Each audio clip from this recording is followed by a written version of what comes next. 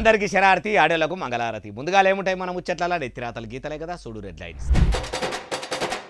నీళ్ళ ఆఫీసర్లతో మీటింగ్ పెట్టిండు రాష్ట్ర మలి ముఖ్యమంత్రి గారు. ఆ పేరంటానికి అధికారులతో హాజరుపడ్డాడు ఇరిగేషన్ మంత్రి సారు. అధికారంలో ఉన్నా లేకున్నా ప్రజలకు చేస్తుండ్రట మంచిగా సాయం. మరి వాళ్ళ ఏలుబడిల జనానికి ఎందుకు చెయ్యలేదో ఇట్లనే న్యాయం. మలి సర్కారు ఏలుబడిల తెలంగాణ రాష్ట్ర ప్రజలకు చెప్పరాని తిప్పలు. దినం 18 గంటలు పని చేస్తున్నామని కాంగ్రెస్ పార్టీ వాళ్ళ గొప్పలు. తెలంగాణకించి ఆంధ్రోళ్ళు నీళ్ళెత్తకపోతుంటే చూస్తుండ్రట కాంగ్రెస్ పార్టీ వాళ్ళు. ఉన్న నీళ్లను ఎందుకు కాపాడలేకపోతుండ్రని అంటుర్రు కారు పార్టీ వాళ్ళు. నిరుద్యోగులు చుట్టుముట్టి నిలదీస్తుండ్రు ప్రొఫెసర్ కోదండరాం సార్ను. కాంగ్రెస్ పార్టీలకు పోయి ఉత్తా ఖరాబు చేసుకుండా ఆయన పేరును. రాష్ట్రంలో కాంగ్రెస్ సర్కారు పరితానం ఎట్లున్నదంటే దొంగలు పడ్డం 6 నెలలకు కుక్కలేమో చేసినాయి అన్నట్టే ఉన్నదట. నెల దినాల సంధి కారు పార్టీ లీడర్లు చెవు కోసిన మేకలోలే మోటార్లు షాల్ చేయిండ్రి, నీళ్ళెత్తిపోసి రిజర్వాయర్లు నింపుర్రని మొత్తుకుంటుంటే ఇప్పుడు సీఎం సారు ఆ పని ముంగటేసుకున్నాడట. ఇక చూడు ఎట్లున్నదో. నీళ్ల మంత్రి ఉత్తమ్ కుమార్ రెడ్డి సార్ను పక్కపొంటి కూసోబెట్టుకొని నీళ్ల ఆఫీసర్లందరినీ కూడా పిలుచుకొని ముఖ్యమంత్రి యనమల రేవంత్ సారు నీళ్ల ముచ్చట ముంగటేసుకున్నాడు. చాలా దినాల సంధి బీఆర్ఎస్ లీడర్లు షెయి సర్కారుకు సురుకులు పెడుతుర్రు. రాష్ట్రంలో అటు అన్నదాతలు పబ్లిక్ అంతా కూడా మలి సర్కారు మీద మస్తుగానే కోపంగా ఉన్నారు. వరద నీళ్లు పోతున్నా కూడా కాంగ్రెస్ సర్కారు కళ్ళు ఒప్పలిచ్చి చూస్తుంది తప్పితే మోటార్లు రాన్ చేసి రిజర్వాయర్లు అయితే నింపుతలేదని అనుకుంటుర్రు. కాబట్టి చేతులు గాలిన కాకులు పట్టుకొని చూసినట్టు ఇప్పుడు నీళ్ల ఆఫీసర్లను పిలుచుకొని ఎగురంతోని పని చేయాలి. సర్కారుకు శాతగాక కాదు, కాకపోతే కారు పార్టీ ఏలుబడిలో కట్టిన ప్రాజెక్టులు ముట్టుకుంటించుకపోయేటట్టు తయారైనాయని లేని పోనీ చెప్పుకుంటా బట్టగాల్సి మీదేసి బదనాం చేయాలని గిట్లా ఆఫీసర్లకు గిట్లా ఆర్డర్లు చేస్తుండ్రా అంటే ఆయన మాటలింటేనే అందరికీ అర్థమవుతుంది. అయ్యా సీఎం సారు దీపం ఉన్నప్పుడే ఇల్లు సక్కది దుకోవాలా అంటారు. మీరేంది సారు అందుకు ఉల్టా ఉన్నారు. ఉదకు వరద నీళ్లు వస్తున్నప్పుడే మోటార్లను షాల్ చేసి రిజర్వాయర్లలో నీళ్లు నింపుకోవాలి. ఇప్పటికీ మీ లాపర్వతనంతో బొచ్చడు నీళ్లు సముద్రంలో కలిసినాయట. ఇప్పటికే మీ షెయి సర్కారు వర్ణయాగం అనుకుంటా ఏతులకు ఏదేదో చేస్తున్నది.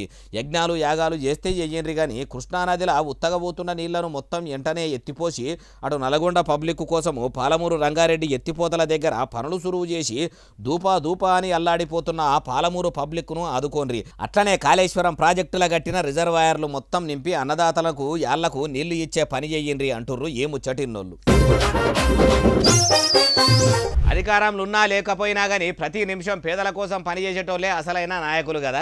అయినా ఈ కాలంలో అసంటోళ్ళు ఎవరున్నారు? స్వచ్ఛదాకా సోమలింగం, స్వచ్ఛనాక రామలింగం అనేటోళ్ళే ఎక్కువ ఉన్నారు కదా. అంటే ఎందుకుండరు చూడుండ్రి. పబ్లిక్ కోసం సర్కారు కూడా అమలు చేయని పథకాలు కూడా అమలు చేసుకుంటా పబ్లిక్ కోసం ఎట్లా పని చేస్తుర్రో. అధికారంలో ఉన్న షెయి సర్కారు అమలు చేయనందుకు కంటి వెలుగు పథకంను అధికారం పోయినాక కూడా ఎగురంతో కారు పార్టీ లీడర్ కమ్ మాజీ మంత్రి కేటీఆర్ సారు ఇట్లా పబ్లిక్ కోసం పల్లెల పథకంను సురువు చేసిండట. మొదలు కేటీఆర్ సార్ ఏం చేసిండంటే ఆయన ఇలాకా అయిన రాజన్న సిరిసిల్ల జిల్లాలున్న వీర్నపల్లి కాడికెళ్లి కంటి వెలుగు పథకంను కొలాయించిండట. కారు పార్టీ 10 ఏళ్ల ఏలుబడిల పబ్లిక్కు కంటి పరీక్షలు చేసి ఉచితంగా ఆపరేషన్లు చేసుడే కాదు కళ్ళుగానరాక తిప్పలైతున్నోళ్లకు కూడా కళ్ళద్దాలు గుడిచ్చిర్రట. కానీ కాంగ్రెస్ సర్కారు ఏమంట ఏలుబడిలకు వచ్చిందో అటు కంటి వెలుగు పథకంను బంద్ పెట్టించింది. నిరుపేదలు చాలా మంది కంటి దవాఖానకు పోయి పరీక్షలు చేయించుకోను ఆపరేషన్ చేయించుకోను అవస్థలు పడుతుందని తెలుసుకున్న తారక రామారావు సారు వాళ్ళ తన్లాడలు వాపేదందుకు ఇట్లా మళ్ళా కంటి వెలుగు పథకంను కొలాయించిండట. అందుకే ఇట్లా వీర్నపల్లి కాడ పరీక్షలు చేసినాక కళ్ళద్దాలు కూడా వంచిండట. అటెనక సిక్కి మైకు పట్టి ఆ పథకం ముచ్చట చెప్పుకొచ్చిండి నుండి. అందుకే నేనేమనుకున్నా అంటే ప్రభుత్వం చేసినా చేయకపోయినా మన రాజన్న సిరిసిల్ల జిల్లా కాడికి మాత్రం ఎవరైనా కొంతమంది తెలిసిన దోస్తులుంటే వాళ్ళని పట్టుకొని మనమన్నా చేయాలని చెప్పి సవేరి బాయ్ సాబ్ను పట్టుకుంటే ఆయన ముందుకొచ్చిండు.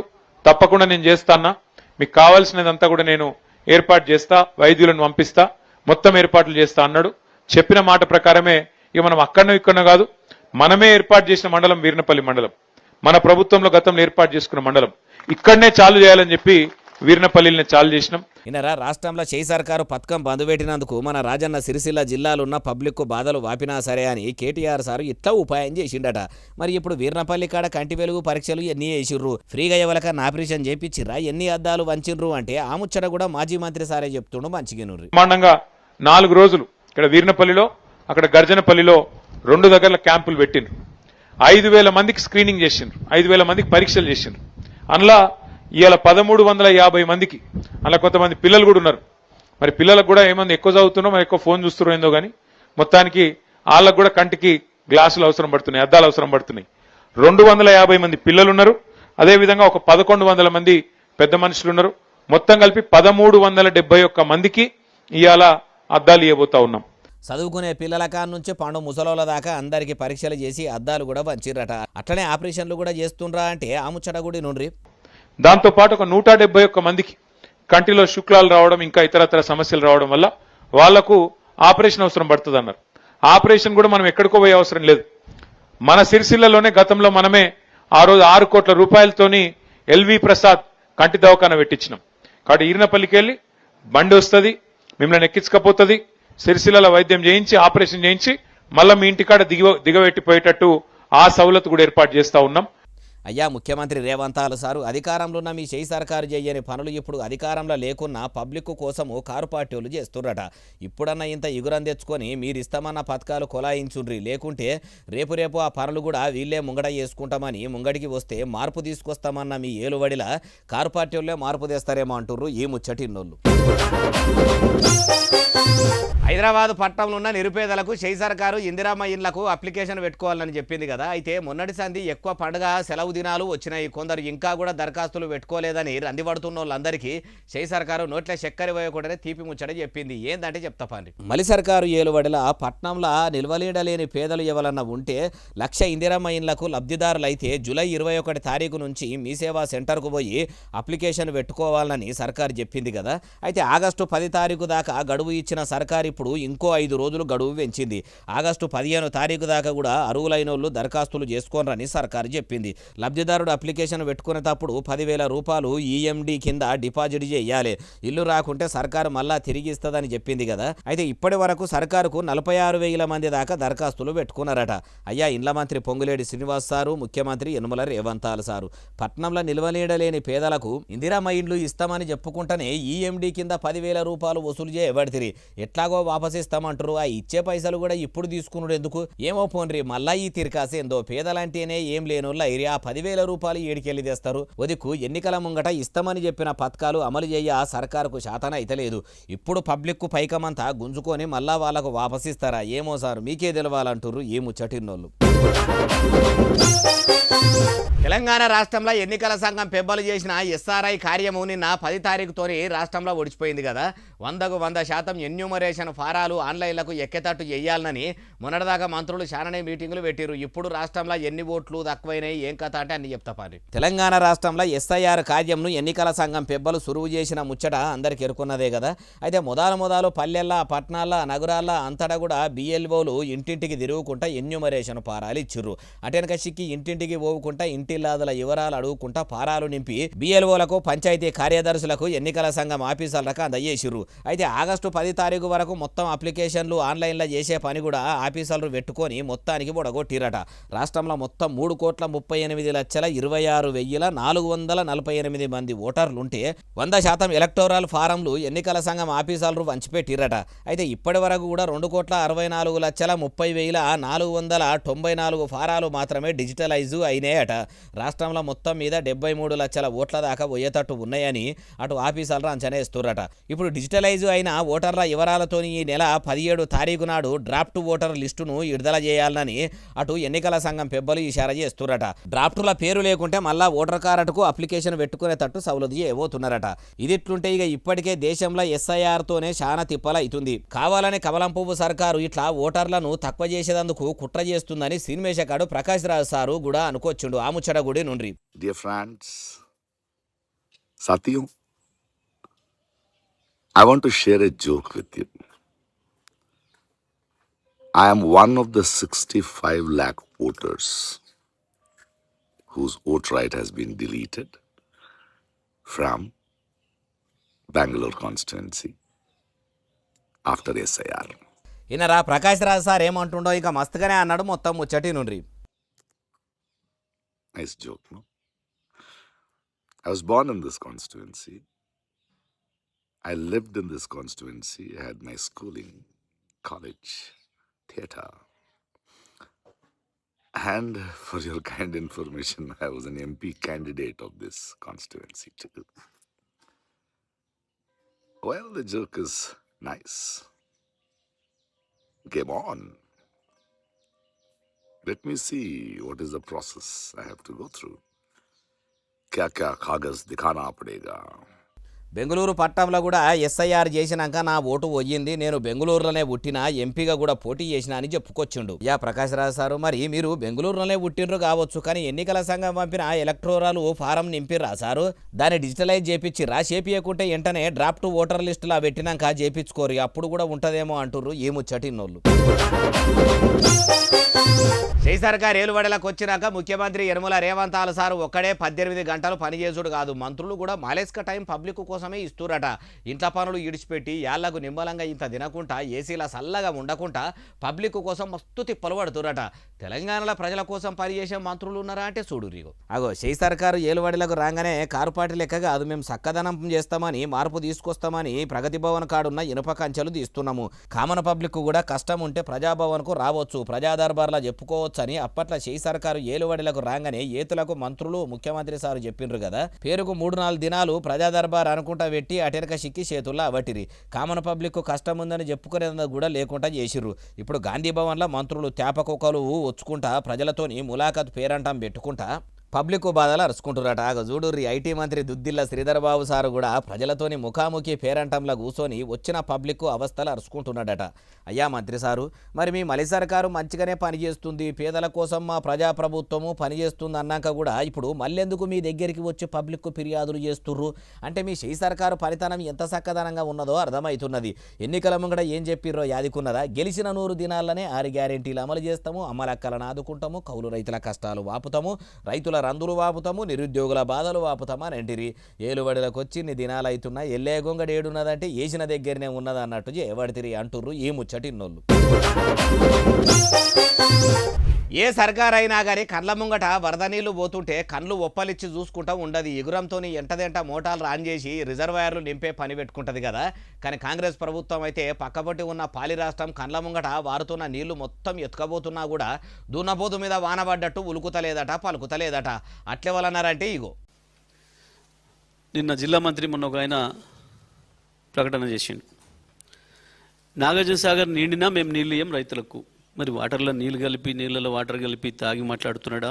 సాగర్కు వచ్చిన నీళ్ళని ఆయనకే సరిపోతాయా? మరి వాటర్లో నీళ్ళు కలుపుకోవడానికి బుద్ధుండి మాట్లాడుతున్నాడా లేక మాట్లాడుతున్నాడా? చూసినరా, కారు పార్టీ లీడర్ కమ్ మాజీ మంత్రి జగదీష్ రెడ్డి సారు కృష్ణానది జలాలను ఏపీ సర్కారు ఎట్లా ఎత్తుకబోతుందో కండ్లారా చూపించుండు. అటు ఆంధ్ర రాష్ట్రం అడగోలుగా నీళ్లు ఎత్తుకబోతుంటే జై సర్కారు కూడా ఏం కమాలు కడుతుందో ఆ ముచ్చట కూడా చెప్పిండు ఈనుండ్రి.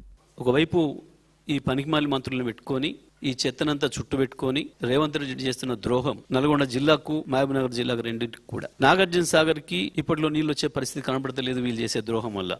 దినా ముళ్ళుగట్టి అందుకొని ఒడిచినా కూడా కాంగ్రెస్ సర్కార్కు ఇంకా కూడా వరద నీళ్లు పోతున్నాయని కానొస్తలేదా? ఇట్లా కండ్ల ముంగటి నుంచే కృష్ణానది నీళ్ళనే తక్కబోతురు. తెలంగాణలో ఉన్న రిజర్వాయర్లు నింపుకునేందుకు కూడా నీళ్లు ఉంటే జై సర్కారు నింపుతలేదని ఇట్లా ఆడికి పోయి మరి కండ్లకు గట్టినట్టు కారు పార్టీ వాళ్ళు చూపించిర్రు. అయ్యా నీళ్ల మంత్రి ఉత్తమ్ కుమార్ రెడ్డి సారు, ముఖ్యమంత్రి యనమల రేవంత్ సారు, కొద్దిగా కృష్ణానది నీళ్లు ఏపీ సర్కారు ఎత్తుకబోతుంటే ఏం చేస్తుర్రు? మాది ప్రజాప్రభుత్వం, అన్నదాతలకు తిప్పలన్నది రానియమని అనుకుంటా యాగాలు చేస్తే ఏమొస్తుంది?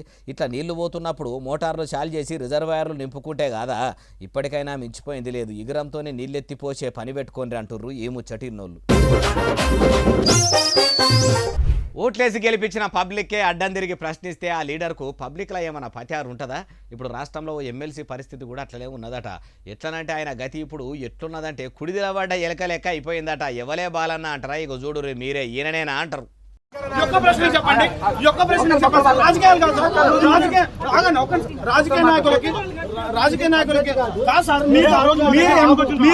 అది చూసినరా, ఎమ్మెల్సీ కం ప్రొఫెసర్ కోదండరాం సార్ పరిస్థితి.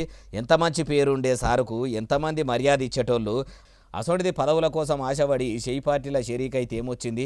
ఉన్న ఆయనత పేరు కూడా పోతున్నట్టే ఉన్నది కదా. నిరుద్యోగుల బాధలు వాపుతాడని ఓట్లేసి ఆశపడ్డోళ్ళ నోట్లే పాసుపడ్డంత పని చేసిర్రు. మా బాధలు వాపుతారని మీకు మద్దతు ఇస్తే ఇప్పుడు ఎందుకు మాట్లాడతలేరని నిరుద్యోగులంతా అడ్డం తిరిగి గట్టిగానే అరుచుకున్నారు.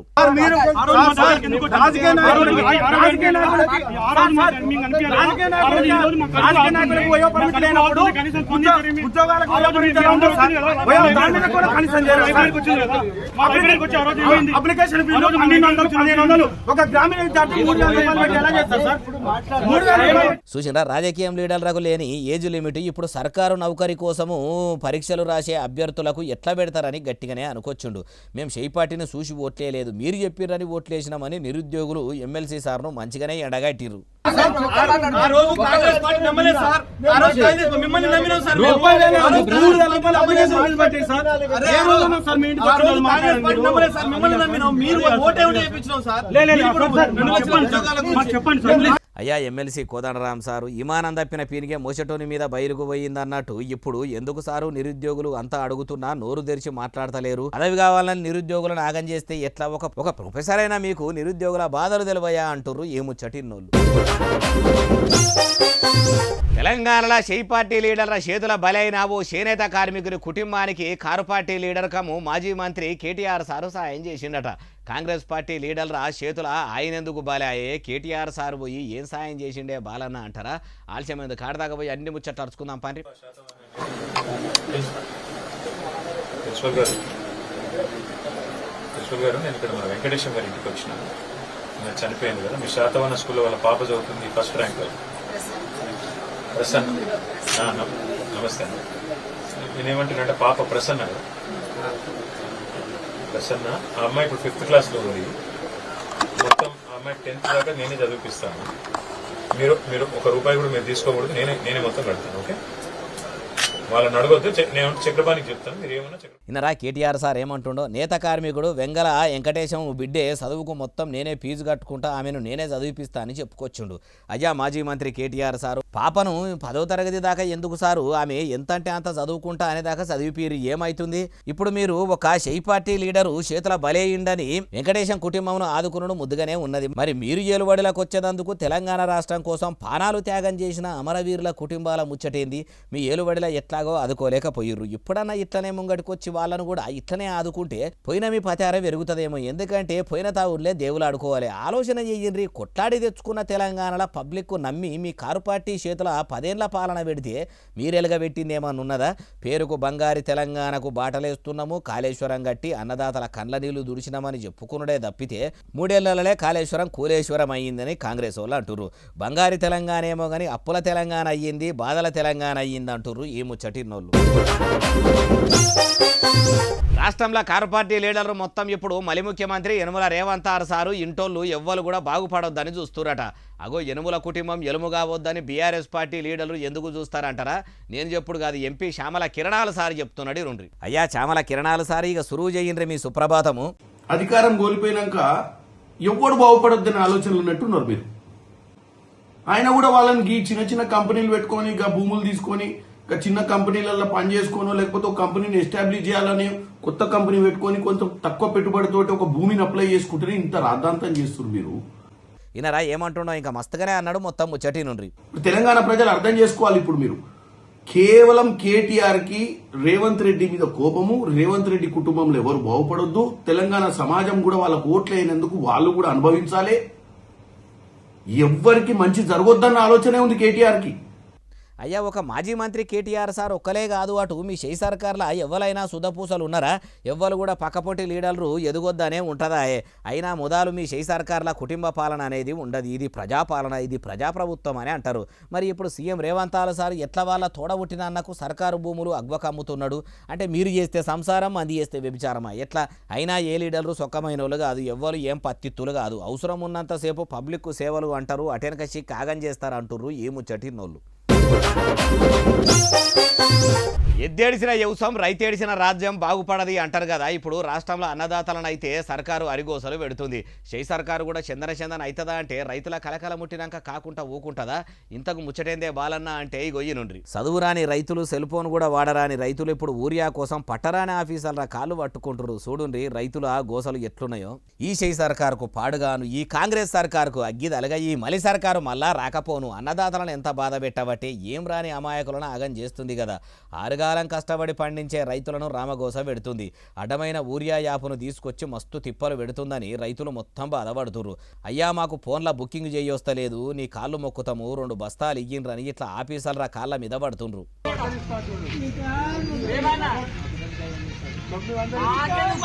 ఇది ఏడనంటే మెదక్ జిల్లా కొల్చారం మండలము రంగంపేటల కండ్లకు నీళ్లు తెచ్చుకొని అన్నదాతలు ఊరియా బస్తాల కోసం కాళ్ళ మీద పడుతుర్రు.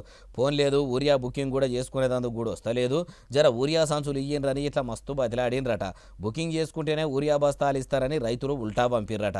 అయ్యా వ్యవసాయ మంత్రి తుమ్మల నాగేశ్వరరావు సారు మాది ప్రజాప్రభుత్వము, మాది రైతు ప్రభుత్వం అని అంటారు.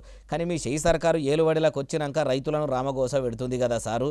ఆరుగాలం కష్టపడి పండించే అన్నదాతలను అయితే ఆగం చేస్తుర్రు. యాళ్లకు ఊరియా ఇచ్చేదందుకు శాతగాక అడ్డమైన యాపును తీసుకొచ్చి ముప్పు తిప్పలు పెట్టబడితిరి. అందరికి ఫోన్లు ఉంటాయా సారు? రైతులకు అందరికీ ఊరియా బుక్ చేసుకోవస్తుందా అంటుర్రు ఏ ముచ్చటిన్నోళ్ళు.